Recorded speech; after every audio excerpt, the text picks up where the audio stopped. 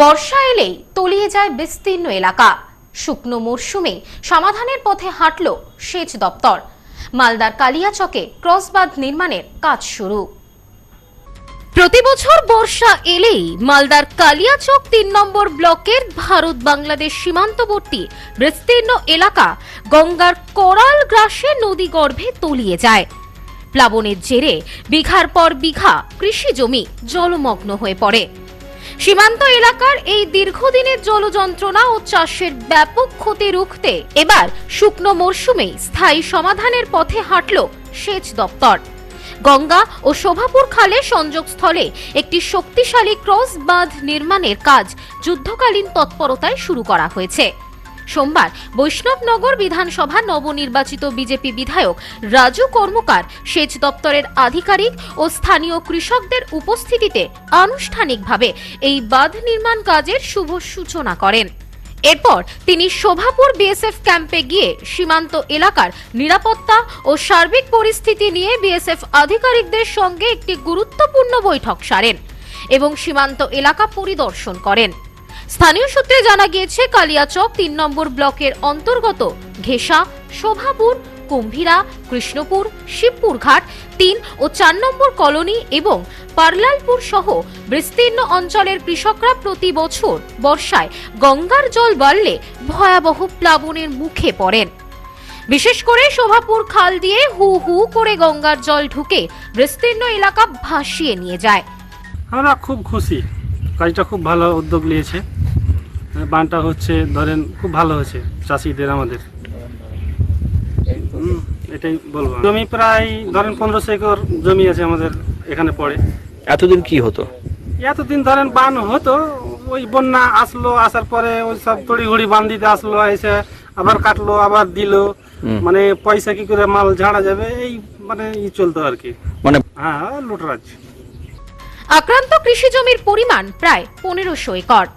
ক্ষতিগ্রস্ত প্রধান ফসলের মধ্যে রয়েছে পাট, ভুট্টা এবং বিভিন্ন মরশুমি সবজি।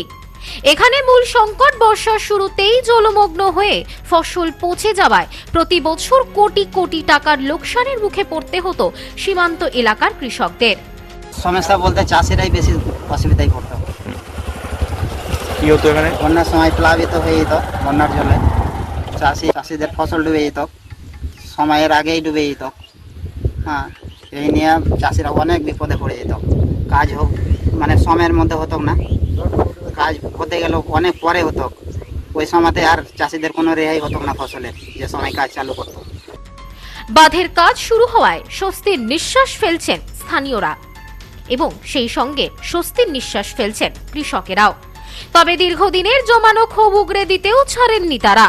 চাষিদের অভিযোগ, আগে তৃণমূল সরকারের আমলে এই সমস্যার কোনো স্থায়ী সমাধান করা হয়নি। প্রতি বছর বর্ষা এলে লোক দেখানো কিছু অস্থায়ী মেরামতের কাজ করা হতো, যা আসলে সরকারি টাকা লুটের কৌশল মাত্র। বারবার প্রশাসনের দরজায় করানেরও কোনো সুরাহা মেলেনি। এবার শুকনো মরশুমেই স্থায়ী বাঁধ তৈরির কাজ শুরু হয়, তারা নতুন করে আশার আলো দেখছেন। বাঁধটা দিলে যে চাষিরা এখন ধান, গম, অনেক কিছু পাট টাট মানে আমাদের জমিতে করেছে, সবজি করেছে, এটা মানে ভালোভাবে ঘরে নিয়ে যেতে পারবে চাষিরা। এই জন্য মানে খুব উপকারী হবে। এটাতে 1500 একর। তাতে কি সমস্যা হতো প্রতিবার বন্যার সময়? 1500 একরের জমি যেতে মানে ধরেন যে জল চলে আসতো, প্রত্যেকটারই জমিতে জল যেত, দিয়ে নষ্ট হতো, ফসল নষ্ট হতো বিঘার পর বিঘা। হ্যাঁ, বিঘার পর বিঘায় নষ্ট হয়ে যেত। চাষিদের লস হতো? লস, প্রচুর লস, আমাদের প্রচুর লস হতো। তো এর আগে কি এখানে কাজ হতো না? কাজ হতো সেইভাবে, জল আসার পরে কাজ হতো বন্যার সময়? হ্যাঁ, বন্যার সময় কাজ হতো। তো সেই কাজ টিকতো? কাজ টিকতো না, বন্যার সময় কাজ টিকবে নাকি? কাজ টিকবে না তো। কৃষকদের আশা, এই বাঁধ সম্পন্ন হলে বর্ষার জল আর চাষের জমিতে ঢুকতে পারবে না। কাজ পরিদর্শনে এসে বৈষ্ণবনগরের নতুন বিধায়ক রাজু কর্মকার আগে রাজ্য সরকারকে তীব্র আক্রমণ করেন। তিনি বলেন, জনপ্রতিনিধি হিসেবে নির্বাচিত হওয়ার পরপরই আমি সেচ দপ্তরের উচ্চপদস্থ আধিকারিকদের সঙ্গে এই প্লাবন সমস্যা নিয়ে বৈঠক করি। আমাদের মূল লক্ষ্য বর্ষা নামার আগে এই বাঁধের কাজ সম্পূর্ণ করা, যাতে কৃষকদের আর চোখের জল ফেলতে না হয়। এর পাশাপাশি তিনি অভিযোগ তোলেন, তৃণমূল সরকারের আমলে এলাকায় উন্নয়নের বদলে কেবল দুর্নীতি ও মস্তানতন্ত্র চলেছে। সীমান্ত এলাকার উন্নয়নের জন্য আসা কেন্দ্রীয় বরাদ্দ অর্থ কোথায় গেল তা নিয়েও প্রশ্ন তোলেন তিনি। একই সঙ্গে বিএসএফ এর সঙ্গে রাজ্য সরকার কোনো রকম কোনো সহযোগিতা করে না বলেও বিস্ফোরক দাবি করেন তিনি। সেচ দপ্তর সূত্রে জানা গিয়েছে, বর্ষার আগেই যাতে বাঁধের কাজ মজবুতভাবে শেষ করা যায় তার জন্য দিনরাত এক করে কাজ চালানো হবে। এখানে ক্রস বাঁধ এগুলো সব কিছুদিন ধরে পড়েছিল আর কি। সামনেই বর্ষা আসছে, বর্ষার জল ভেতরে ঢুকে যাবে, তার জন্য ক্রস বাঁধের কাজ আজ থেকেই।